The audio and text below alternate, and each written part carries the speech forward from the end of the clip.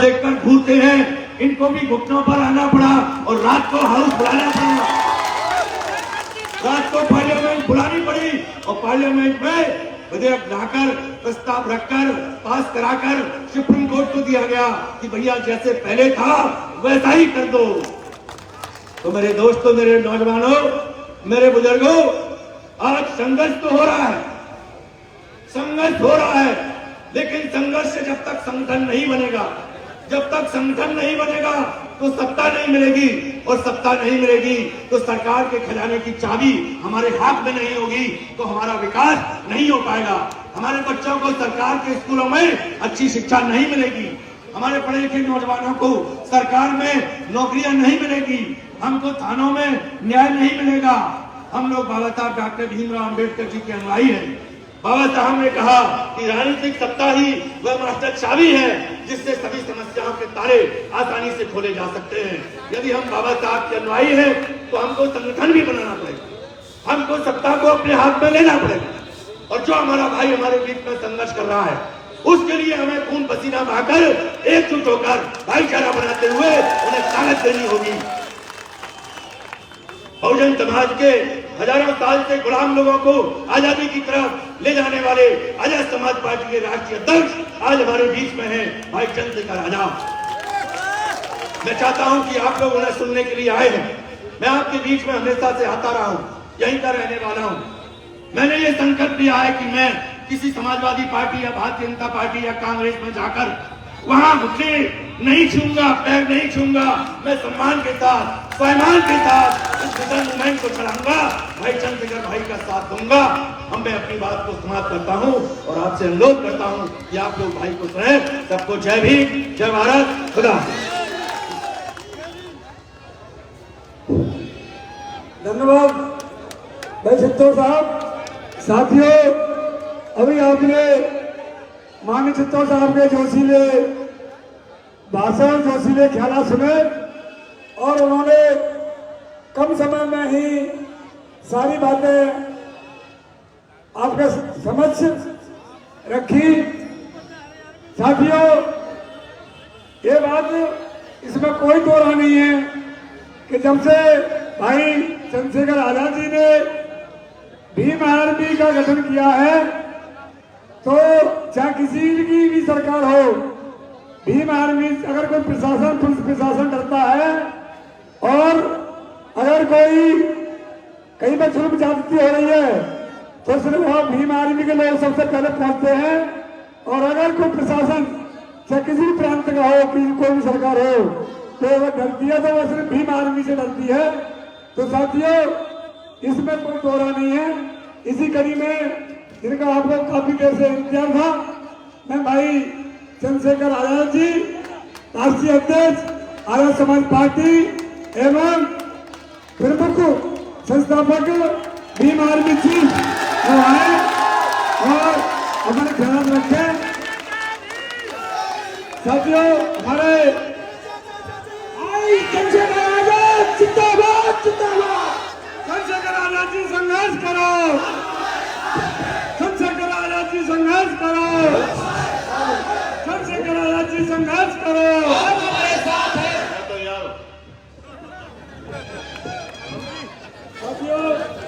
हमारे आजाद समाज पार्टी के ही मंडल coordinator doctor Satish संगम जी एक पेन भेंट कर रहे हैं भाई आजाद जी को। सतीश संगम जी।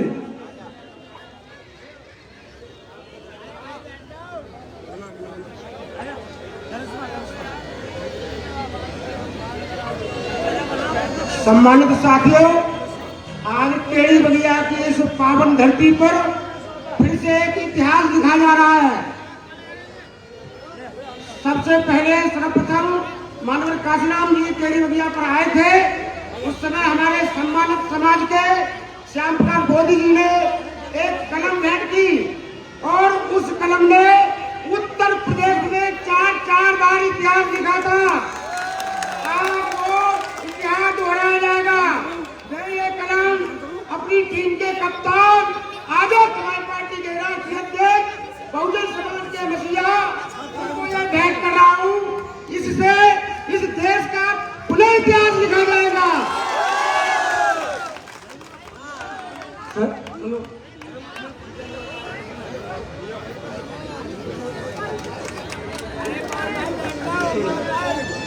अब एक छात्रा है कुमारी करिश्मा, वो भाई को स्वागत करना चाह रही है।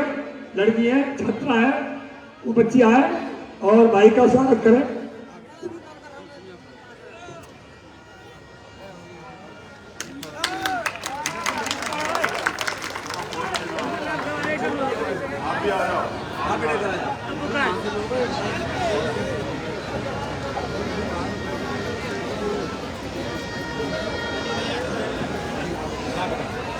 साथियों, आप शांति बनाए रखें। इनका आपको इंतजार था। भाई बहुत ही अपना कीमती समय निकाल करके आपके बीच में आए हुए हैं। भाई चंद्रशेखर आजाद जी,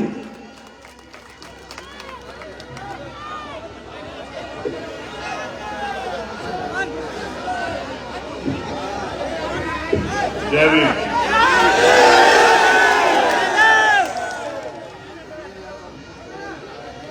सर्वप्रथम तो यहाँ की केडी बगिया जो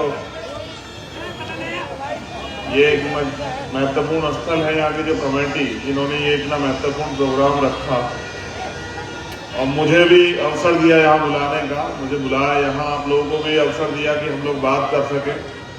मैं उस पूरी कमेटी का, उस कमेटी के अध्यक्ष श्याम प्रकाश बोधी जी का धन्यवाद करता हूँ। उसके साथ साथ इस मंच पर उपस्थित विभिन्न दल संगठन पार्टियों से जुड़े हुए सभी सम्मानित साथियों का भी मैं धन्यवाद करता हूँ।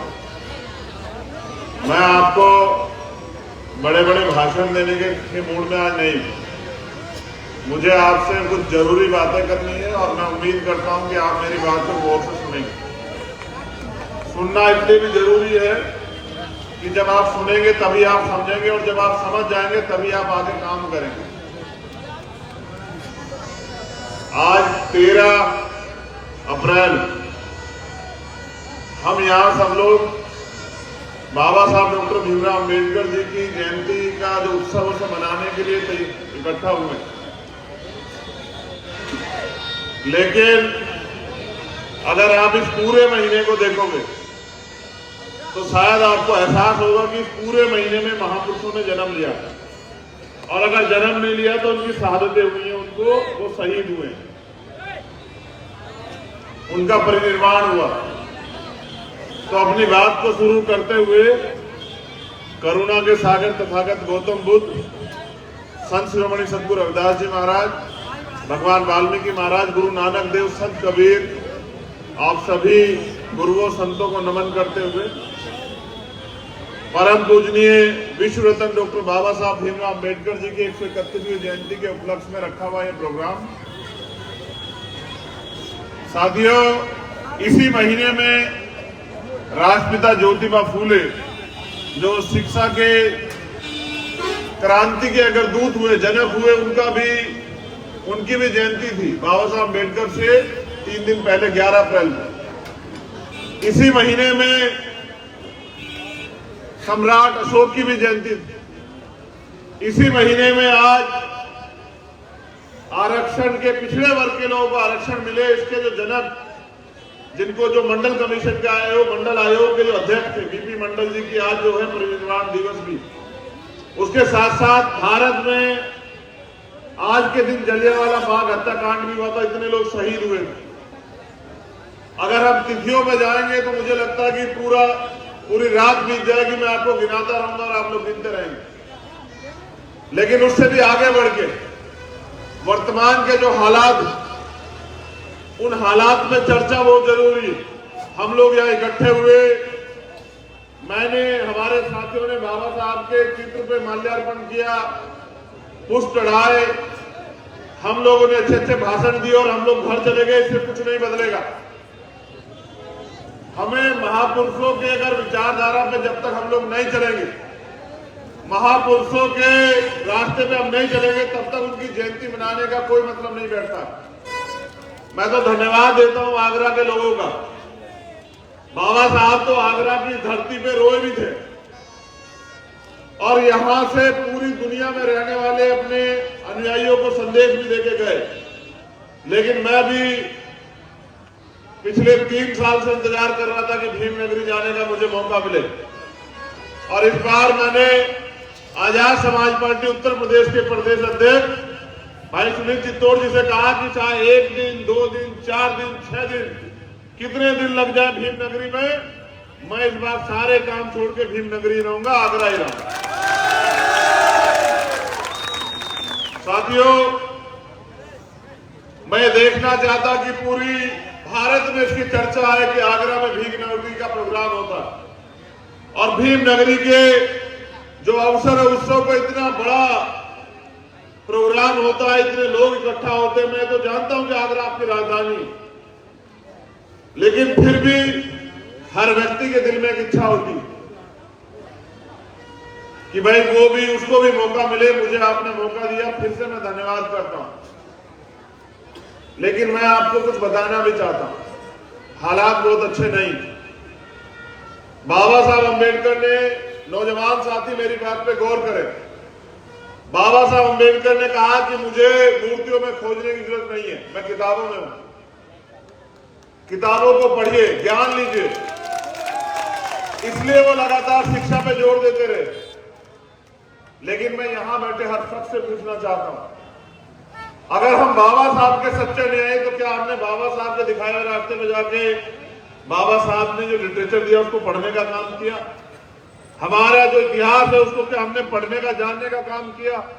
और जो नौजवान साथियां बैठे, जिनको रीढ़ की हड्डी बनना है इस आंदोलन की, जिनको बाबा साहब के अधूरे सपने को पूरा करना है, मैं उन साथियों को भी कहना चाहता हूं कि जब तक आप पढ़ेंगे नहीं, समझेंगे नहीं, जानेंगे नहीं और अपने आप को समर्पित नहीं करेंगे अपने महापुरुषों के सपने के लिए, तब तक ये गुलामी की जिंदगी आपके जीवन से कटने वाली नहीं है। मेरी बात को याद रखना। मैं ये भी मुझे इस बात पे भी हंसी आती है कि मेरा समाज दुख पे भी हंसता है और खुशी पे तो वो उसको मौका मिल ही जाता है हंसने का।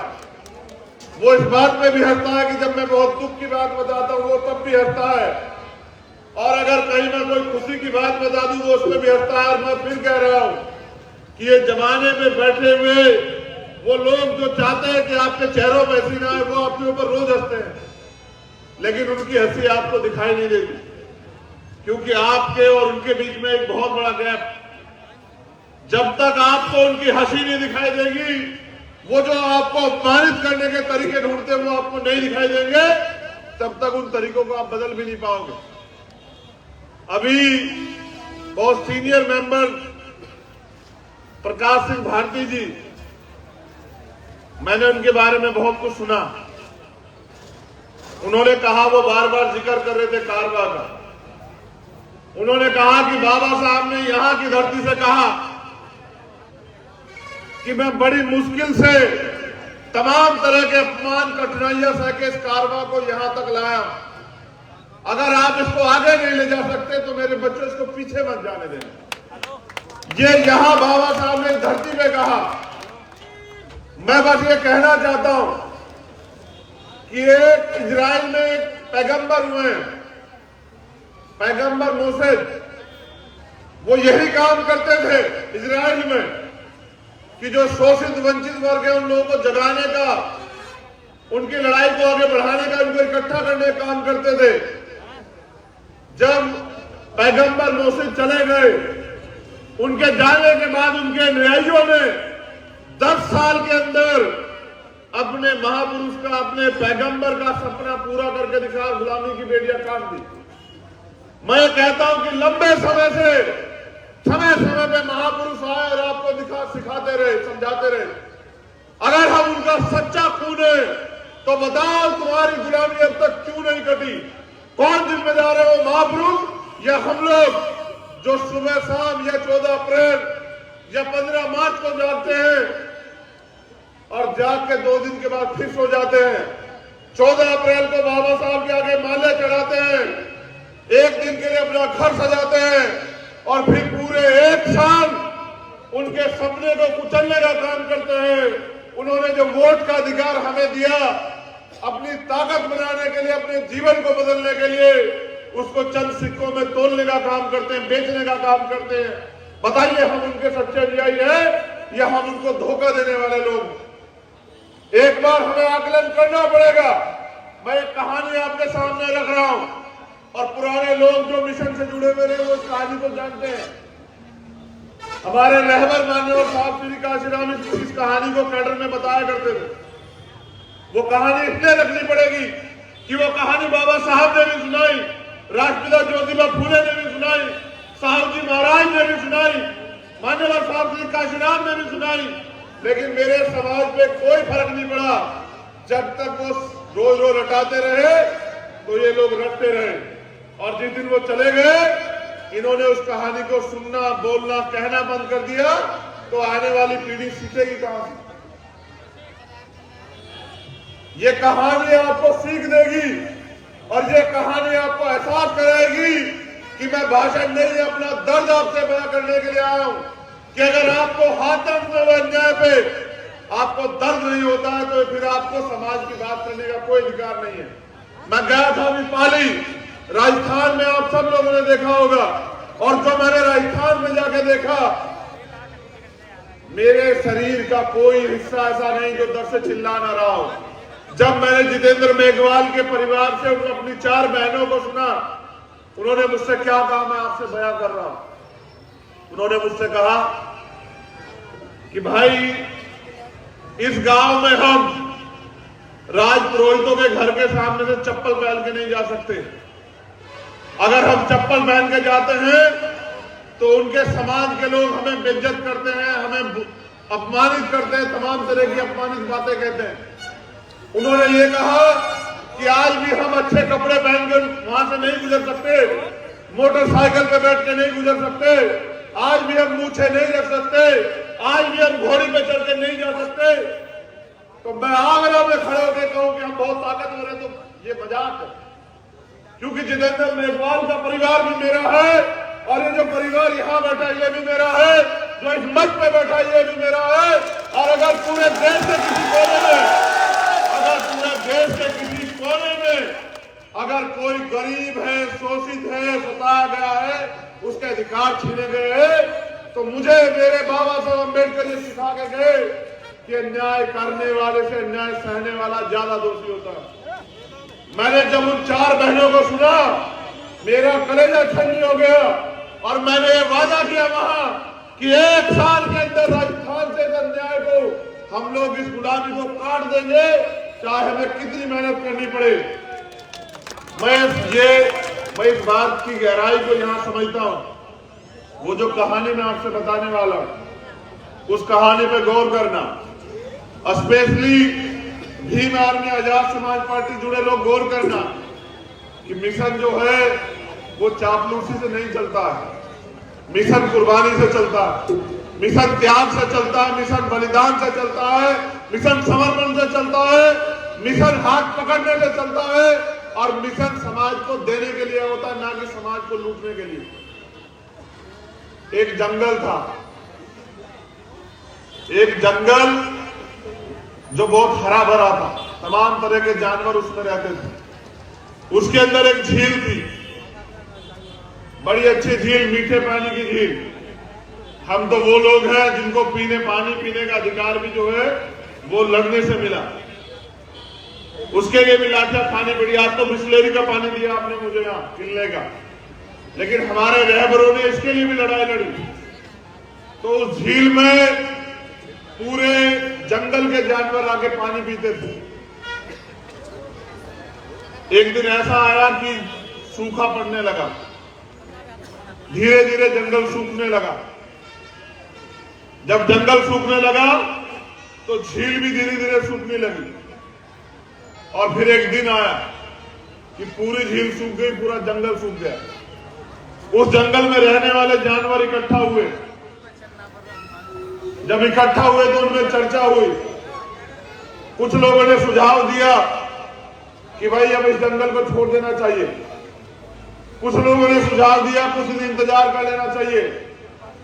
कुछ लोगों ने सुझाव दिया कि भाई हमारा जंगल से क्या लेना देना, हमें तो अपने जीवन की परवाह करनी है, तो हम इस जंगल से कहीं निकल जाते हैं।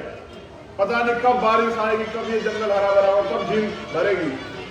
उसी जंगल में एक तोता भी था। तोते का भी नंबर आया। तोते ने कहा कि भाई मैदान छोड़ने से काम नहीं चलेगा, मैदान छोड़ने से काम नहीं चलेगा, हमें कोई ना कोई तरकीब निकाल के अपने जीवन को सुरक्षित करने का और इस जंगल को हरा भरा करने का तरीका ढूंढना पड़ेगा। सब लोगों में चर्चा हुई कि उस जंगल में ही एक पवित्र जगह थी। जैसे ये आगरा की धरती है ना, ये टेढ़ी बगिया जो एक पवित्र जगह है, ये जो अंबेडकर पार्क या वो जो जगह, वो जो जहां बुद्ध विहार है, जहां बाबा साहब अंबेडकर खुद आए थे, जहां उनकी अस्थियां रखी हुई है, चक्की पाट वाला जो है, ऐसी एक पवित्र जगह थी। तो पूरे जंगल के जानवर इकट्ठा हुए और उस पवित्र जगह पे चले गए और वहां जाके उस पवित्र जगह से उसके आसपास बैठ के चर्चा करने लगे कि जंगल हरा भरा कैसे। जब चर्चा करने लगे और कई दिन बीत गए तो उस पवित्र जगह से एक आवाज आई और उस आवाज से जो आवाज थी उसने कुछ कहा और उस आवाज ने कहा कि जंगल हरा भरा हो जाएगा, झील भी भर जाएगी, लेकिन उसके लिए इस दीवार के पिछली तरफ कुछ गुलाब के सफेद फूल है, उनको आपको खून से लाल करना पड़ेगा। मेरी बात पे गौर करना, जंगल हरा भरा हो जाएगा, झील भी भर जाएगी, लेकिन इस दीवार के पिछली तरफ कुछ सफेद फूल है जिनको आपको अपने खून से लाल करना है। अब चर्चा शुरू हुई, किसी ने कहा अगर खून भी दे दिया ना जंगल हरा भरा हुआ तो, किसी ने कहा कि भाई कौन देगा खून, हमें तो वैसे ही अपनी जान बचानी भारी हो, तो इधर खून भी दे दिया तो। कई लोगों ने अपने अपने विचार रखे। तोते का नंबर आया। तोते ने कहा भाई एक काम करते हैं, एक एक बूंद खून की सब लोग देते हैं, ना किसी की जान जाएगी और ये सबके खून से ये फूल भी लाल हो जाएंगे। तोते की बात को सब लोगों ने नकार दिया और सब लोगों ने तय किया कि हम जंगल छोड़ के जाएंगे, किसी और जंगल में जाएंगे। सब लोग जंगल छोड़ के जंगल से बाहर चले गए और जैसे ही वो जंगल से बाहर निकले उन्होंने देखा कि बारिश शुरू हो गई। बारिश शुरू हुई, पूरा जंगल हरा भरा हुआ और झील भी भर गई। सभी जानवरों में चर्चा बन गई कि यार देखना कोई हम में से कम तो नहीं है। जब गिनती हुई तो तोता कम निकला। सारे जानवर इकट्ठे होकर उस जगह की तरफ दौड़ पड़े, ये देखने के लिए कहीं फूल लाल तो नहीं हो गए। और जब पूरा समूह बनके उस जगह पे पहुंचा जहां पे सफेद फूल थे, तो उन्होंने देखा कि भाई एक फूल जो है वो लाल था, क्योंकि तोते में जितनी हिम्मत थी, तोते ने अपनी गर्दन यहां से अलग की और उस फूल के ऊपर लेट गया। वो जितना उसके अंदर खून था, उस खून की बदौलत वो एक फूल लाल हो पाया और उस एक फूल के लाल होने से वो पूरा जंगल हरा भरा हो गया और झील फिर भर गई। तो जब वो सारा समूह वहां पहुंचा, अब मेरी बात पे गौर करना, आज के हालात बिल्कुल ऐसे ही हैं। श्याम प्रकाश जी, आज के हालात बिल्कुल ऐसे हैं कि एक ने कहा कि भाई तोते ने बहुत बहादुरी का काम किया है, मैं इनके सम्मान में कविता लिखूंगा। एक ने कहा भाई मैं तो तोते ने बहुत बलिदान का काम किया है, मैं इनकी समाधि बनाऊंगा। तीसरे ने कहा भाई तोते ने बहुत बड़ा काम किया है, मैं इनकी मूर्ति लगाऊंगा। एक कहने लगा कि भाई तोते का बलिदान भूला नहीं जा सकता, मैं भंडारा कराया करूंगा। एक ने कहा ये तारीख याद रहेगी, हम इस तोते की जो है परिनिर्वाण दिवस बनाया करेंगे। और सबके सब जो है अपनी बात को इस तरह कहते गए। मैं इस कहानी के सार पे आता हूं। अगर आप ये सोचते हैं कि बिना करे कुछ मिल जाएगा, बिना त्याग करे बलिदान के संघर्ष के कुछ मिल जाएगा, तो ये बस आपकी काल्पनिक सोच है। इतिहास गवाह है, हमने हर चीज लड़ के लिए है और हमारा हौसला पहाड़ से भी ज्यादा बुलंद है, हमारा हौसला समुद्र से भी ज्यादा गहरा है। आप 14 अप्रैल को मूर्ति पे माला चढ़ाने से अच्छा अगर महापुरुषों के दिखाए रास्ते पे चलोगे। तोते पहले भी आए, राष्ट्रपिता ज्योतिबा फूले के रूप में, साहू जी महाराज के रूप में, बाबा साहब अंबेडकर के रूप में, मान्यवर साहब काशीराम के रूप में, लेकिन हमारे समाज के लोग तोते की बात नहीं मानते। वो तो तोते की मौत का इंतजार करते हैं। मैं आपको पूरी ईमानदार से कह रहा हूं, अभी हमारे सीनियर साथी हैं, मैं तो बहुत छोटा उम्र में आपसे, मैं बहुत छोटा हूं आपसे उम्र में, लेकिन मेरे इरादे बाबा साहब अंबेडकर के सपने को पूरा करने के लिए आरएसएस और भाजपा से भी ज्यादा बुलंद है। अगर वो एक, जैसे हमारे सीनियर साथियों ने कहा कि वो संविधान बदलना चाहते हैं, मैं आगरा की इस पवित्र धरती पे 13 तारीख के दिन रात को 11 बजे यह ऐलान करता हूं कि अगर उन्होंने संविधान की तरफ आग उठाकर के देखी,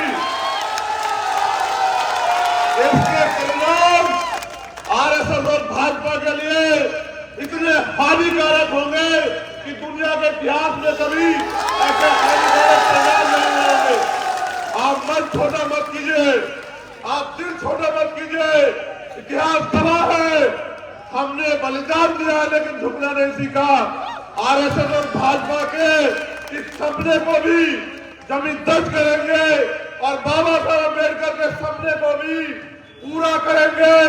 इस देश में दोबारा से मूल निवासियों का, बहुजनों का राज आएगा और उसके लिए जो कीमत चुकानी पड़ेगी, जो बलिदान देना पड़ेगा, उसके लिए हम तैयार।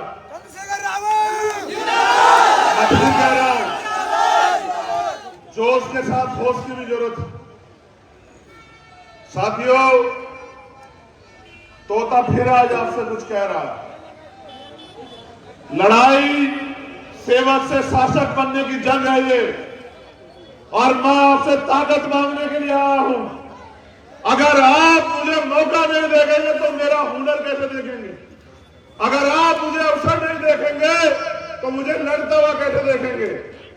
मैं आज 13 अप्रैल की रात में जहां आप बाबा साहब को नमन करने के लिए आए हैं, मैं आपका खून होने के नाते, इस समाज का बेटा होने के नाते, एक गरीब परिवार से संघर्ष की लड़ाई को जो लड़ने के लिए आना मेरी इच्छा थी और मैं आया हूं।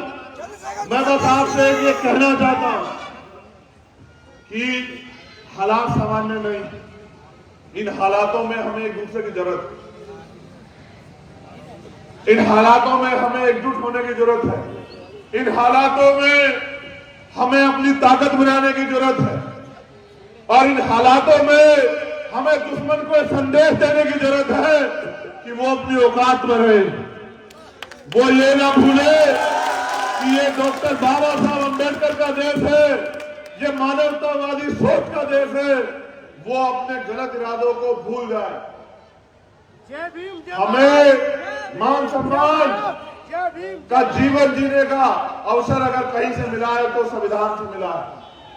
हम जानवरों जैसा जीवन जीते थे, आज हमें समान अवसर मिले हैं। क्या आप चाहते हैं समान अवसर खत्म हो जाए?